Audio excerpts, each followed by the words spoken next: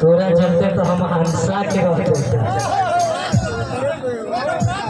अंसा के भैया हमरा जिला करा चलते क्या करब अभी बाछी नो भैया गाय देखी ला कितना अस्थिर रहा ऐसा, लेकिन बाछी के देख ले खूब पड़कल हो, खूब पड़कल ई सब अच्छा। आई देखिए एगो पुरस्कार बा गुड़िया जी बोले ये अमित केसरी जी जो कि दिनारा निवासी के तरफ से, अमित केसरी जी दिनारा निवासी के ओर से ये हमारे सरदार 101 रुपए के पुरस्कार फरमाते हैं।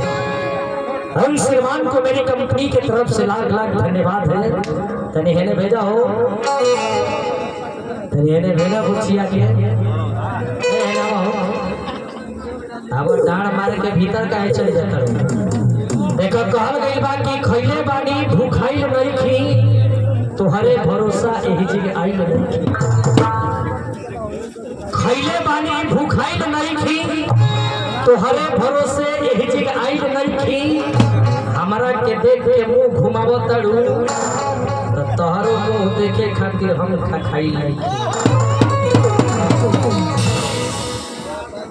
देखिए हमारा अमित केसरी जी के तरफ से 101 रुपया के पुरस्कार बा, हमारा कंपनी के तरफ से लाख लाख धन्यवाद बा।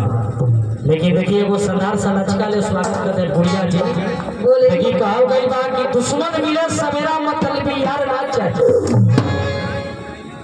अरे दुश्मन मिले सवेरा मतलब यार ना चाहिए, गोरी गोर हो खस चाहे करिया लेकिन तोरा लेखा चिनार ना चाहिए।